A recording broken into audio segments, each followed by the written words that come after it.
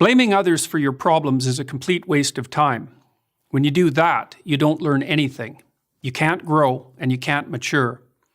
Thus, you can't make your life better. In my 3 decades as a professor and clinical psychologist, I've learned that there are 2 fundamental attitudes toward life and its sorrows. Those with the first attitude blame the world. Those with the second ask what they could do differently. Imagine a couple on the brink of divorce. They're hurt and angry. The unhappy, bitter husband recalls the terrible things his wife has done and the reasons he can no longer live with her. The harried and disillusioned wife, in turn, can describe all the ways her husband let her down. Each has a long list of necessary changes for the other person. Their prospects for reconciliation are grim. Why? Because other people aren't the problem. You're the problem. You can't change other people, but you can change yourself. But it's difficult. It takes courage to change, and it takes discipline. It's much easier and much more gratifying to your basest desires to blame someone else for your misery. Consider the youthful activist making a statement against the corrupt capitalist system by smashing in the storefront of a local business. What has he done other than to bring harm to people who have nothing to do with his real problems? The guilt, doubt, and shame he will inevitably feel in consequence will have to be suppressed so his beliefs can remain unchanged.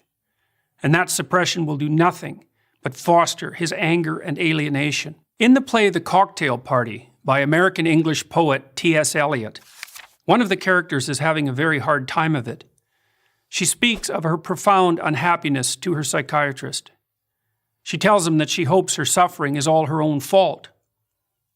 Taken aback, the psychiatrist asks why. Because, she tells him, if it's her fault, she can do something about it.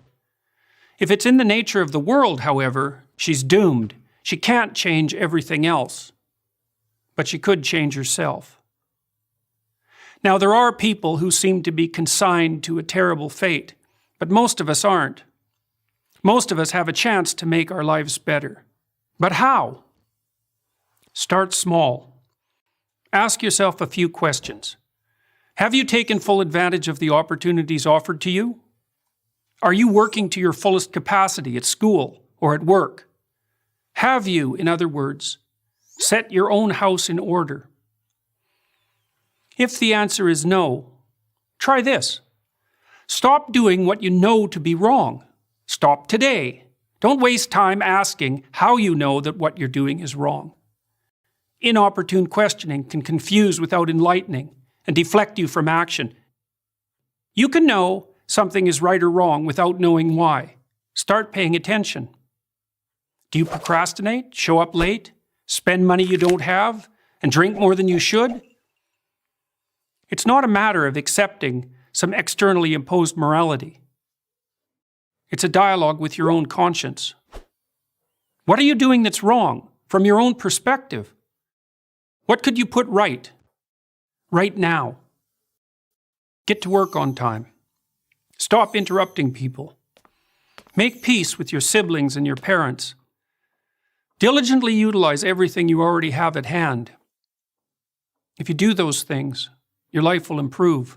You'll become more peaceful, productive, and desirable. After some days or weeks or months of attentive effort, your mind will clear. Your life will become less tragic, and you'll become more confident. You'll start seeing right from wrong more clearly.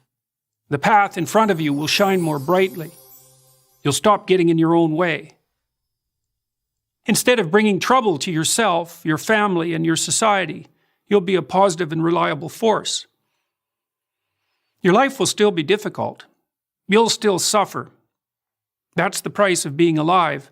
But maybe you'll become strong enough to accept that burden, and in that fashion, even come to act nobly and with purpose.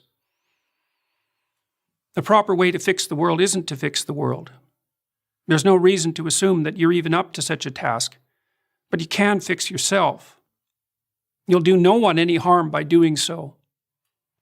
And in that manner, at least, you will make the world a better place. I'm Jordan Peterson, Professor of Psychology at the University of Toronto for Prager University.